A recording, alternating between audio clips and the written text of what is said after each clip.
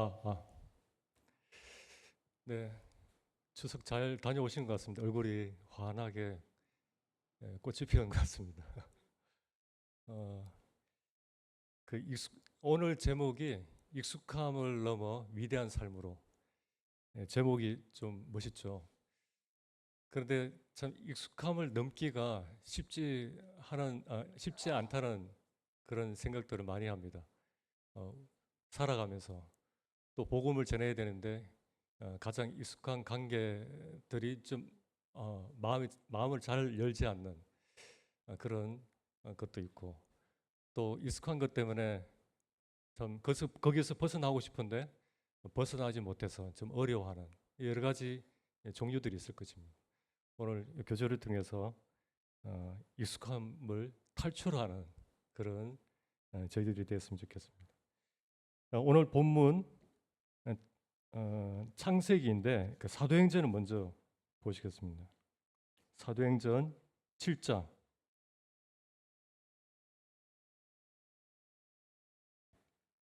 7장 2절입니다. 7장 2절 제가 읽겠습니다. 스데반이 이르되 여러분 부영들이여 들으소서.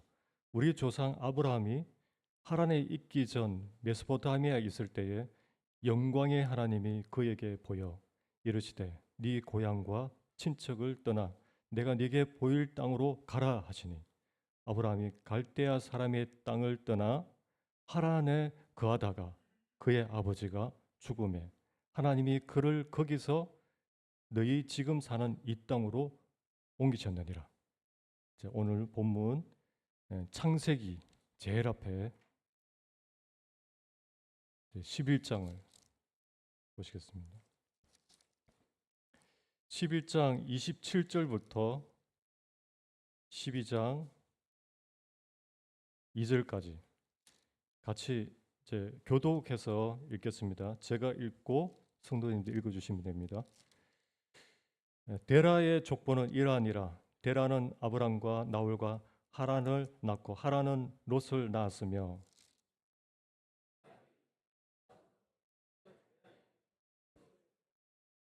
아브람과 나홀이 장가 들었으니 아브람의 아내의 이름은 사레며 나홀의 아내의 이름은 밀가니 하란의 딸이요 하란은 밀가의 아버지이며 또 이스가의 아버지더라. 데라가 그 아들 아브람과 하란의 아들인 그의 손자 롯과 그의 며느리 아브람의 아내 사레를 데리고 갈대아인의 우르를 떠나 가나안 땅으로 가고자 하더니 하란에 이르러 거기 거류하였으며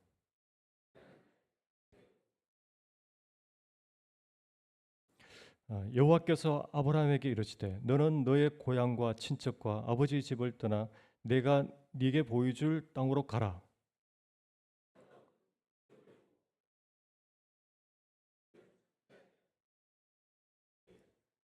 네.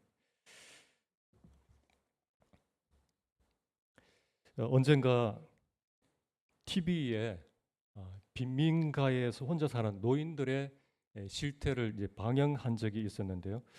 그 아주 좁은 두 칸도 안 되는 그 단칸방에 사는 노인의 방을 취재를 했어요. 거기에는 갖가지 용품들이 가득했습니다. 한쪽 구석에는 소형 TV가 그 위에 이불이 쌓여 있고 또 벽에는 옷들이 걸려 있고 그리고 방바닥에는 주방 용품들이 그리고 전기밥솥 그리고 겨우 한 사람만 누울 공간 외에는 발 디딜 틈이 없었습니다. 그래서 취재하던 PD가 정리 정돈을 하면 참 좋을 것 같아서 이 PD가 이것저것 정리를 하는데 버럭 할아버지가 갑자기 버럭 화를 내는 것입니다.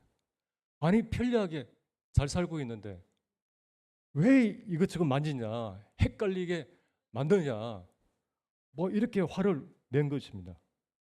지금 살고 있는 이 단칸방이 조금도 불편함이 없었다는 거죠. 이렇게 오래 살다 보니 이제 익숙해져서 말 그대로 이대로가 좋사오니 나를 더 이상 관여하지 말아 달라. 이렇게 이야기를 한 것입니다. 오늘 제목이 익숙함을 넘어 위대한 삶으로 오늘 교제를 통해서 이렇게 나아가는 저희 모든 성도들이 되시기를 원합니다. 어느 한 분이 인터넷 블로그 블로그 아십니까? 블로그 아시면 신세대입니다. 모르신 분은 구세대시고요. 인터넷 블로그에 어느 한 분이 일기장을 올렸어요. 익숙함에서 탈출을 할 수 있었던 방법 몇 가지 계기를 일기장을 올렸는데 그 계기 중에 하나가 여행을 통해서 도움을 받았답니다. 그리고 유익한 또 영화를 보면서 도움을 받았고, 그리고 책을 읽다가 이제 이분이 탈출하는데 그 책 이름이 불편한 진실이라는 엘 고어, 미국 부통령이죠. 노벨 평화상 수상자이기도 한 이분이 이 글을 읽으면서 이런 내용을 적었어요. 그 책 속에 온난화 문제를 이렇게 다루면서 점점 끓고 있는 이 미지근한 물 속에 있다가 죽음을 맞이하는 이 개구리처럼 문제를 인식하지 못하는 이 현실을 비판한 그런 내용인데, 이 글을 이분이 적으면서 이제 이 긴 일기장을 마무리할 때쯤에 이분이 드디어 익숙함을 탈출합니다.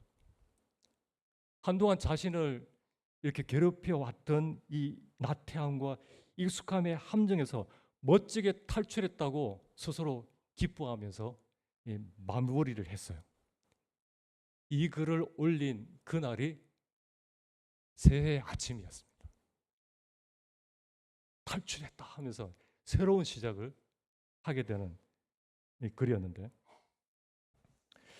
오늘 아브라함 이야기 속에 위기의식을 느끼지 못해 허망하게 죽음을 맞이한 한 사람이 나오는데요. 저는 이 한 사람, 데라를 통해서 여러 가지 많은 생각이 들었습니다. 이 말씀을 준비하면서 개인적으로 결심한 것도 있었습니다. 이 본문에는 믿음의 조상인 아브라함의 가족이 여행하는 기록이 언급이 되어 있습니다. 그들의 여행 가운데 중요 도시 세 군데가 나옵니다. 이 세 군데를 아시는 분은 아주 박식한 분이신데, 첫째는 어디죠? 갈대아 우르, 둘째는 하란, 세 번째는요 도착지 가나안. 맞습니다. 이 세 도시는 우리가 인생을 살아가면서 배워야 할 가장 중요한 교훈들을 함축하고 있습니다. 갈대아 우르, 아브라함이 살았던 곳이죠. 갈대아 우르는 고대 바벨론 도시 중에 하나였는데 지금은 이라크 남부 쪽에 자리를 잡고 있습니다. 이 도시는 이미 4,000년 전에 정말 잘 살았던 도시예요. 무역이 성행했고 상업이 크게 발달해가지고 아주 뉴욕과 같은 화려한 도시였습니다. 그 당시 인구가 25만에서 30만 명 정도 되는 상당히 큰 도시였는데, 그리고 이 갈대아 우르는 각종 우상 숭배로 정말 가득한 그런 곳이었습니다. 여호수아서 24장 2절에 보면 아브라함의 아버지 데라는 원래 하나님을 믿지 않는 우상 숭배자였습니다. 그러면 그의 아들 아브람도 마찬가지였으리라 추정이 됩니다. 하나님 만나기 전에. 보통 아브라함의 이야기라고 하면은 창세기 12장부터 떠올리는 경우가 많은데, 사실 아브라함의 삶을 잘 살펴보려면 창세기 11장 27절부터 시작된 내용을 빠뜨리면 안 됩니다. 본문은 어떻게 시작되죠? 데라의 족보는 이러하니라 라고 시작합니다. 데라가 아브라함의 아버지라면 아브라함의 이 데라의 족보는 아브라함의 족보이기도 하죠. 여기 아브라함의 족보를 읽으면 슬픈 내용이 나옵니다. 자, 27절, 28절을 다시 보면 데라의 족보는 이러하니라. 데라는 아브람과 나홀과 하란을 낳고 하란은 롯을 낳았으며 셋째 하란은 그의 아비 데라보다 먼저 고향 갈대아인의 우르에서 죽었더라. 데라의 족보가 시작하자마자 가장 먼저 나온 것이 무엇이죠? 아버지보다 먼저 죽은 자식의 이름이 나오는데 이 부모로서 이보다 더 안타깝고 슬픈 얘기는 슬픈 일은 없을 것입니다. 그리고 또 하나 마음이 아픈 일이 있죠. 아브라함의 아내 30절에 사레는 임신하지 못함으로 자식이 없었더라. 이렇게 아브라함의 이야기는 결핍의 역사로부터 시작되고 있다는 것을 알 수가 있습니다. 31절, 32절 보면요. 같이 한번 읽어보시겠습니다. 시작. 데라가 그 아들 아브람과 하란의 아들인 그의 손자 롯과 그의 며느리 아브람의 아내 사레를 데리고 갈대아인의 우르를 떠나 가나안 땅으로 가고자 하더니 하란에 이르러 거기 거류하였으며 데라는 나아가 205세가 되어 하란에서 죽었더라. 자, 여기서 문제가 시작됩니다. 하나님께서 지정한 목적지는 어디죠? 네, 가나안입니다. 그런데 도중에 엉뚱한 대로 새버렸어요. 목적지 가나안으로 가지 않고 그냥 멈춰섰습니다. 어디에서 멈췄나요? 하란에 머물며 거기서 허송세월 하다가 인생을 끝내버린 역사가 바로 데라의 족보입니다. 형제자매님은 혹시 이 하란에 머물고 있지 않습니까? 가나안으로 가지 않고 어디서 멈췄습니까? 이 나그네의 길을 잘 가다가 도중에 하차해버린 그런 인생은 아닌지, 꿈을 잃은 채 호송세월 하다가 엉뚱한 곳에서 생을 마감해버린 그 삶이 이 데라의 족보입니다. 가나안이라는 이 목적지를 우리 인생 내비게이션에 하나님께서 설정해 주셨는데 글로 안 가고 엉뚱한 곳 하란으로 새버렸어요. 이때부터 무료하고 공허해지고 낙도 없고 사는 재미도 없고, 왜 데라는 하나님께서 지정한 곳 그 가나안으로 안 가고 도중에 엉뚱한 하란에 머물렀을까? 하란은 교차로라는 뜻인데요. 지명의 뜻 그대로 길이 잘 연결되어 있어서 국제무역로의 교차점입니다. 당시에 이 상업도시로 아주 번성했던 곳인데 아브라함의 아버지 데라는 이 교차로 한가운데 통과해야 되잖아요. 교차로면. 통과하지 않고 거기에 눌러 앉아버립니다. 더 이상 움직이지 않아요. 그곳은 지나가야 하는 곳입니다. 지나가지 않으면 어떻게 되죠? 큰 사고가 나는 것입니다. 문제가 생기는 것입니다. 새로운 어떤 시도도 안 합니다. 어떤 모험도 반대하고, 그 이유는 무엇일까요?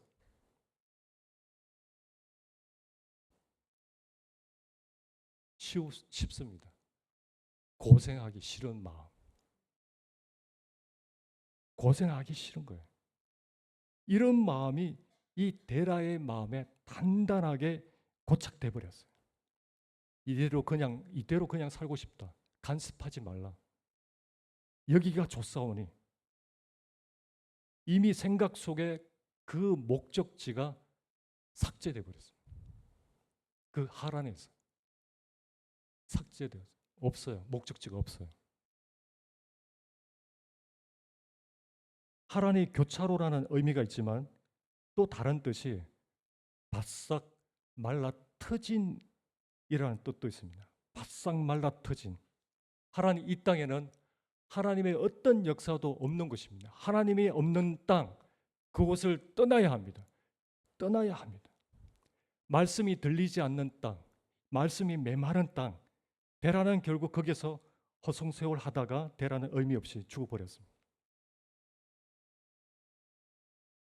첫 번째 부르심은 갈대아 우르, 메소포타미아 갈대아 우르에서, 그리고 지금 이 시점에서 두 번째 음성으로 이 아브라함을 깨우듯이 말씀합니다. 메소포타미아 하란에서.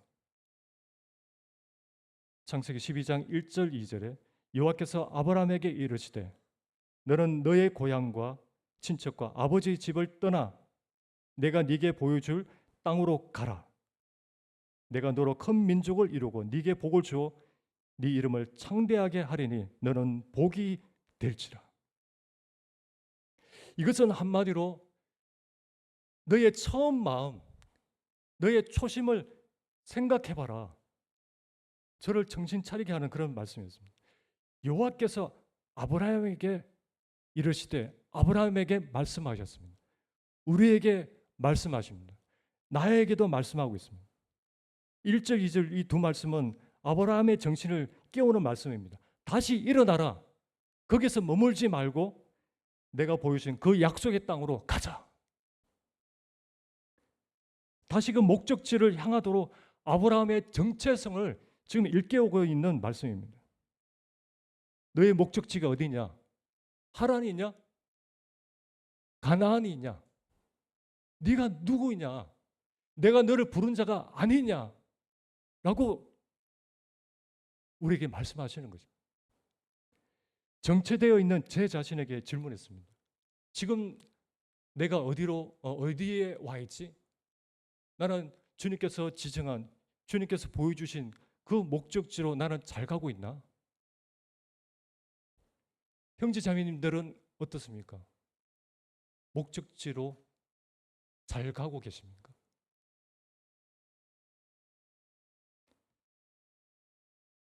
수년 전에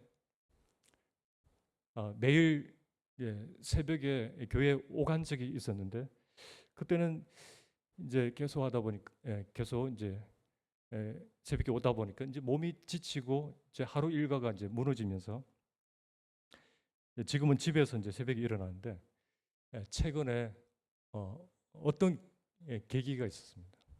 어떤 계기로, 그리고 이번 말씀을 준비하면서 좀 더 제 자신을 일깨우고 싶었습니다. 그리고 주님께 부르짖고 싶었어요. 제가 부르짖지 않으면 주님께서 부르짖게 하실 것 같은 거예요. 그래서 적어도 토요일과 공휴일은 새벽에 교회 와서 기도하기로 결심했습니다. 추석 연휴 때부터 이제 시작되었죠. 왜냐하면 이대로 하란에 머물 수 없기 때문에 데라의 족보처럼 되기 싫은 거예요. 데라처럼 죽기 싫은 거예요.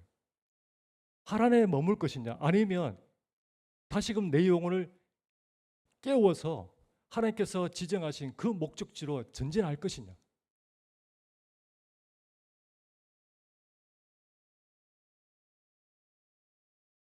여러분, 우리에게 그런 열정과 꿈이 있었잖아요. 그런 열정과 꿈이 있었잖아요. 그런데 하란에서 다 잃어버렸습니다. 하란에서 삭제됐어요. 다 소진돼 버렸습니다. 이대로 나아갈 것인가? 여기가 좋사오니 이제는 여기가 싫습니다 하면서 이대로 만족하지 않겠습니다. 이 팔복증의 하나가 주님 마음, 이 목마른 마음이 복된 자라고 했습니다. 이 마음이 우리에게 필요하다고 생각합니다.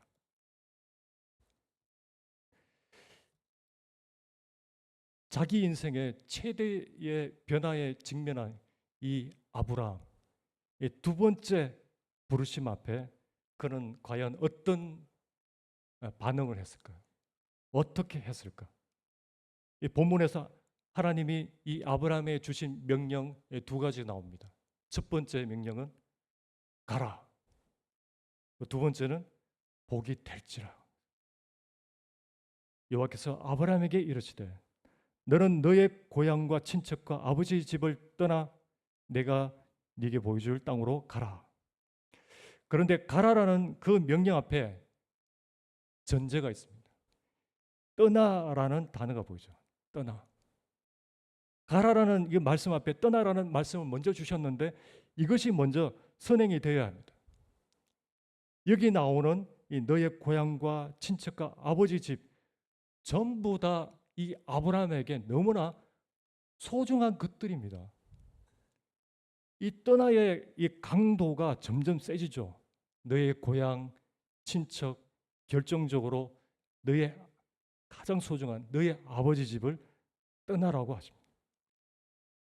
아브라함이 이 말씀에 순종해서 발걸음을 내딛기 전에 먼저 해야 했던 것은 그가 소중히 여기던 그 모든 것들과의 결별이었다고 말씀하고 있습니다.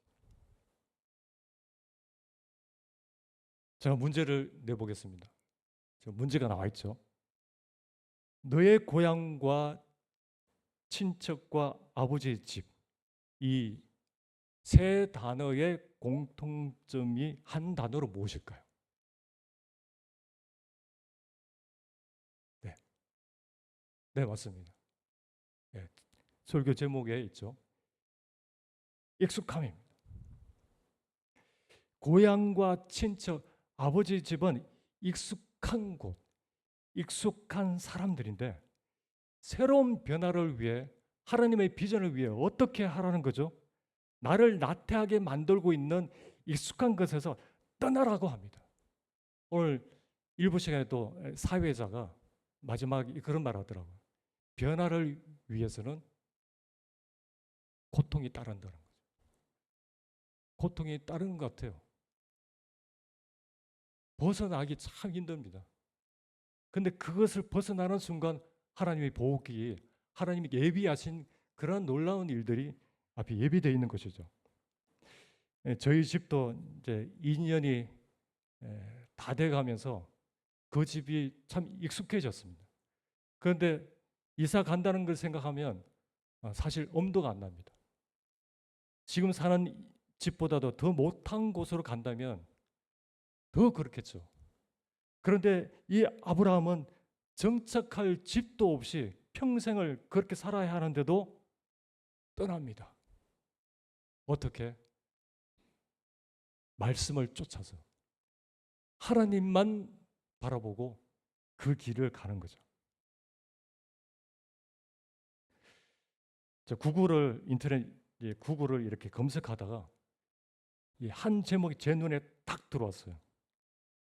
위기를 부르는 익숙한 길의 함정. 이 글은 이게 한국도로교통공단에서 올린 글인데 이 내용이 참 공감이 되어서 한 부분만 이렇게 올렸습니다.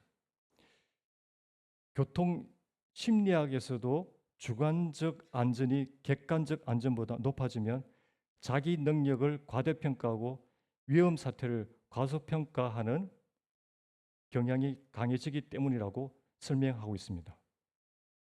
무슨 말인지 모르겠죠. 쉽게 말해서 익숙한 길에서 우리는 경계하거나 조심스럽게 행동하지 않습니다. 그래서 익숙한 길은 우리가 생각하는 것처럼 안전하지 않을 수도 있는 것입니다. 이 말은 한마디로 익숙함의 함정에 대해서 말하는 것입니다. 외환 위기 그 당시에 베스트셀러 책으로 이제 올라왔던 유명한 책인데 구본형 경영 전문가가 쓴 익숙한 것과의 결별이라는 책을 냈습니다. 이 제목이 좋아가지고 설교 제목으로 쓰고 싶었는데 모든 사람은 익숙한 것을 다 좋아합니다. 왜 좋아할까요? 익숙함은 마음에 안정감을 주기 때문에. 그런데 왜 익숙한 것들과 결별하라는 거지? 이해가 안 된다. 왜냐하면 익숙한 것은 마음의 안정감을 주지만 익숙함에 안주하는 그 순간부터 어떻게 되냐면 그때부터 도태되기 시작하는 거죠. 퇴보의 시작입니다. 점점 끌어가는 그 미지근한 물속에 죽어가는 개구리처럼. 거기에서 비참하게 인생을 끝내지 말고 하나님이 우리에게 허락하신 그곳을 향해 발걸음을 옮기기 위해서 하나님께서 이 아브라함에게 어떻게 하라고 말씀하셨죠? 익숙한 것들과 결별하라. 다른 표현으로 안전지대를 떠나라는 것입니다. 안전지대 참 좋아합니다. 안전. 안전을 위해서는 우리 목숨을 걸잖아요. 안전지대를 떠나 정말 참된 축복을 경험하기 위해서 이 아브라함은 안전지대를 떠났습니다. 참된 축복을 경험하기 위해서 안전지대에서 나오라고 우리에게 도전하고 있는 것입니다. 안전지대를 나와라. 그게 돈일 수도 있고 사람일 수도 있고 어떤 환경일 수도 있습니다. 우리 주님 자신도 안전지대, 하늘의 영광, 하늘 그 보좌를 떠나서 우리를 위해 이 땅에 오셔서 안전을 잃었지만 궁극적으로 안전을 얻으신 우리 주님도 그 길을 가셨습니다.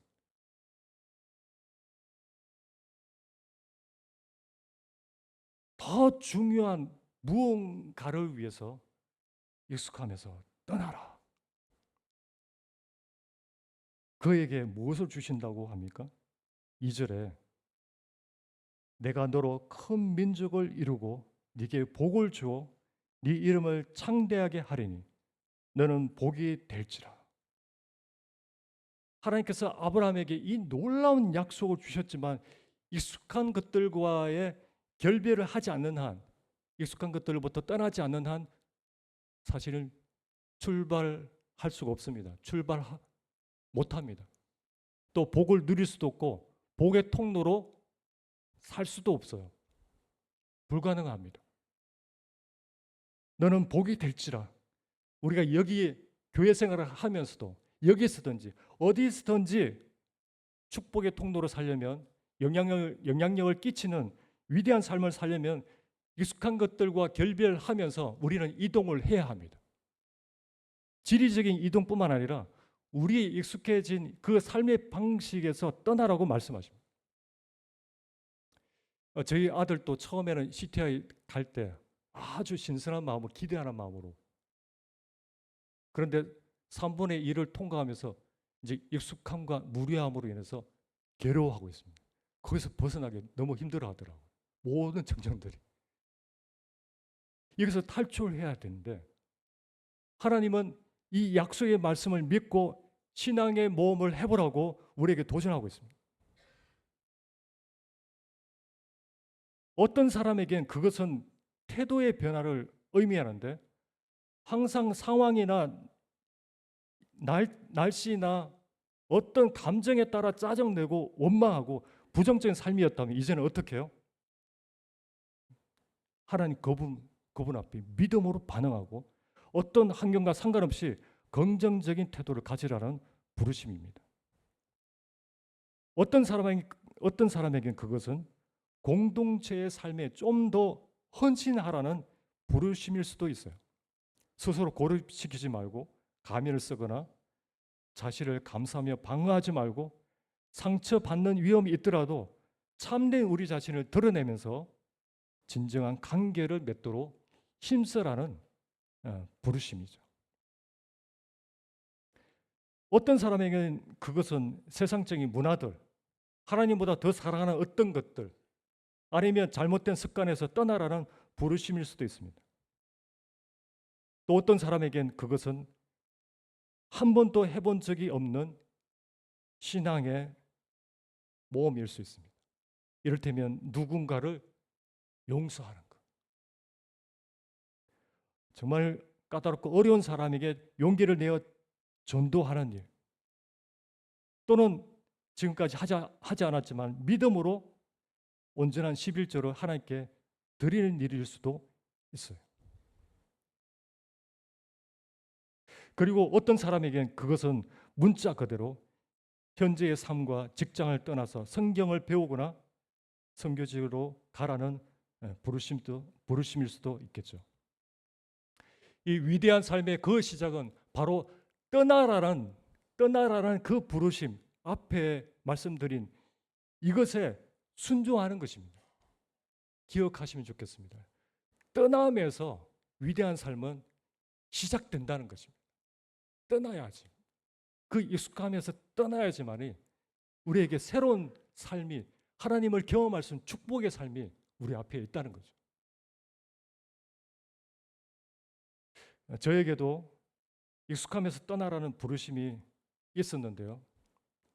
기도가 너무나 익숙해져서 그냥 기도 제목을 그냥 읽어 내려가는 거예요. 여기서 문제점을 발견했죠. 간절함이 없습니다. 부르짖음이 없어요. 그런 제 자신을 이제 보게 되면서 참 영혼이 없는 기도를 하고 있구나. 또 예배가 또 찬양이 익숙해져서 너무나 익숙해져서 열심히 안 틀리게 곡을 따라서 부르긴 부르는데 틀린 점을 발견했죠.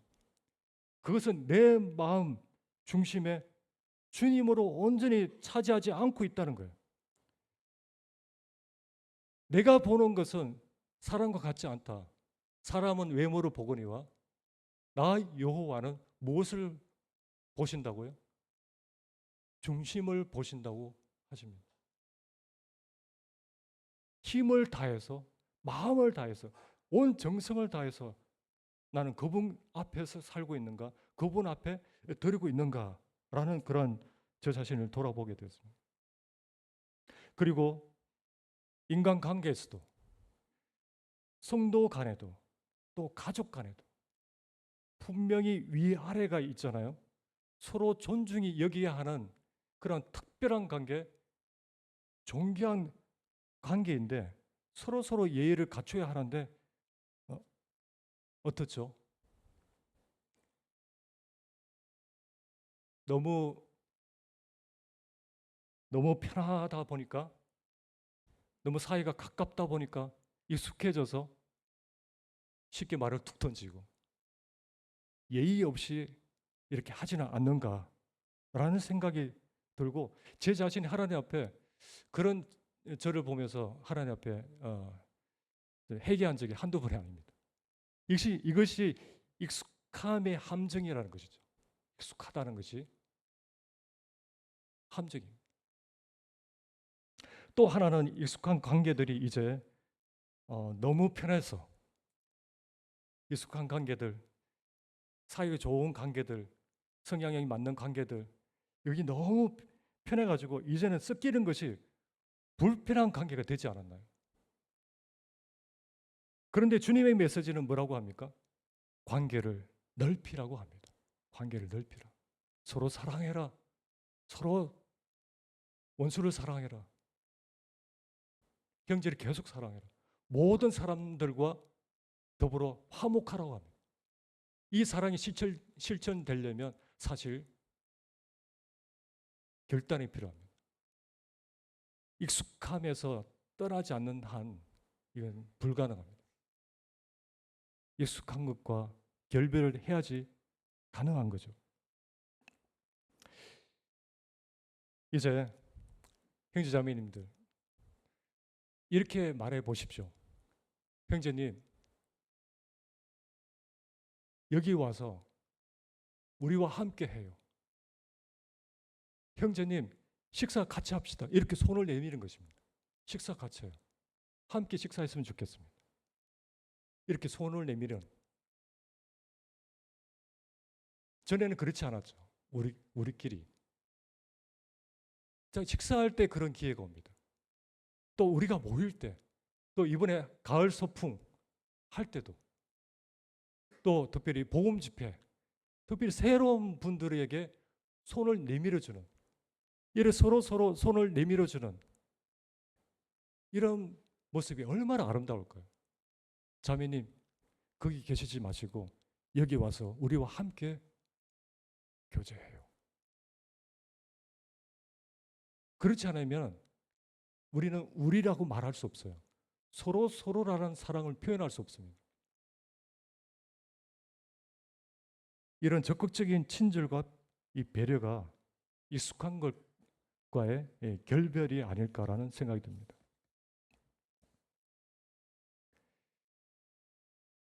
제일 처음에 사도행전 7장 읽으셨는데 여기 2절에 하란에 있기 전 메소포타미아에 있을 때에 영광의 하나님이 그에게 보여. 아브라함이 처음 하나님을 만났을 때의 일입니다. 제가 추석 때 어머니 집에 가서 한 프로를 보게 됐습니다. 세계의 극한 직업이라는 OBS라고 한 방송국이 있대요. 저도 처음 듣는데 거기에서 방영하는 세계의 극한 직업이라는 그 프로에서 우리 청년들이 단기 선교로 가는 나라가 네팔이죠. 네팔의 한 마을을 이렇게 보여주는데요. 참 특이했습니다. 히말라야 산맥은 엄청나게 높잖아요. 그 5,000m 이상 되는 그 높은 산으로 정말 사방으로 뺑 둘러싸여 있는 요새와 같은 한 마을을 보여주더라고요. 세상과 완전히 분리된 그 마을이었습니다. 그 깊은 산지에 그곳에 1,500명이라는 사람들이 살고 있었어요. 그런데 그 사람들은 그것을 절대 떠나고 싶지 않다고 합니다. 떠나고 싶은 마음이 없다고 합니다. 버릴 수 없다고 합니다. 조상들의 딸이기 때문에. 또 그곳에 수도원이 있는데 수도원. 무조건 둘째 아들은 성녀가 된다고 합니다. 성녀. 둘째 아들 계십니까?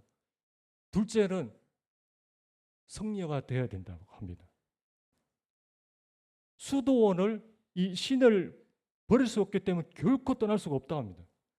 떠난다는 것은 뭐죠?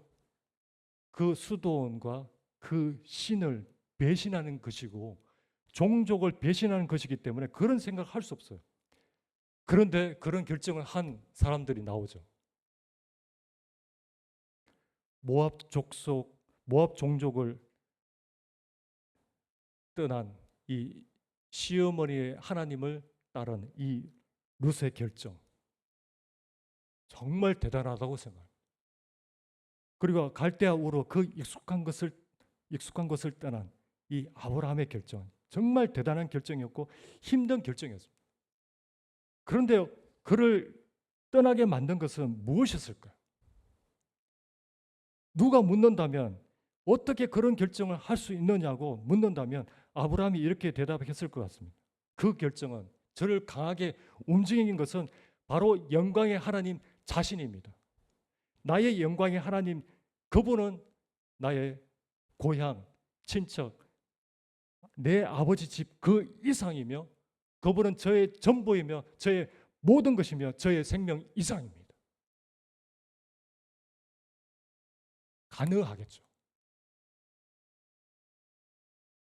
형제자매님, 영광의 하나님을 바라보십시오. 다른 것을 바라보지 마시고 영광의 하나님을 바라보면 가능합니다. 영광의 하나님을 믿고 안전지대를 떠나 이 위대한 삶으로 나아가시기를 바랍니다. 오스왈드 챔퍼스가 이런 명언을 남겼습니다. 하나님의 부르심에 순종하는 것은 우리가 상상하지 못한 길로 인도하며 그 길 끝에서 우리는 축복의 통로가 되어 있는 자신을 발견합니다. 이제 우리는 하나님이 주신 그 부르심에 응답할 때입니다. 순종의 발걸음은 결코 헛되지 않습니다. 순종은 축복의 문을 여는 열쇠와 같습니다.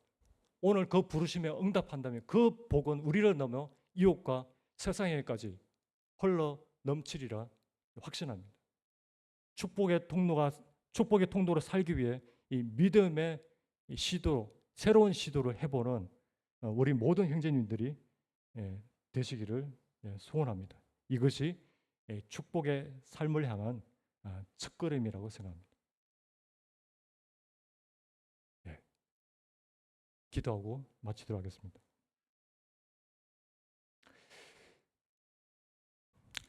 주님, 어, 영광의 하나님,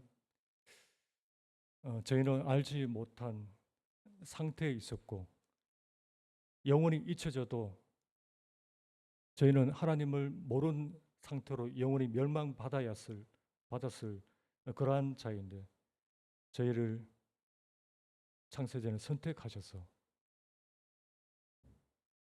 이 땅에서 지금 하나님과 동행하고 하나님께서 원하시는 그 삶의 목적을 찾아서 하나님께서 원하시는 그 길을 걸어가도록 저희를 불러주신 것을 감사드립니다. 저희가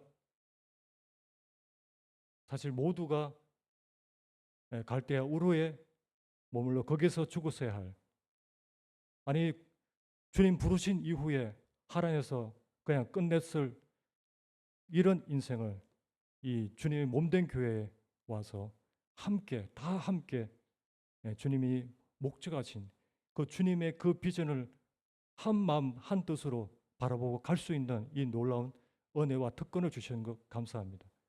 다시금 우리의 영혼을 또 일깨워서 우리가 어디에 있는지 확인하고 다시금 일어서서 주님 그 부르심에 순종하는 저희들이 될 수 있도록 도와주시기를 원하며 예수님 이름으로 기도드립니다. 네.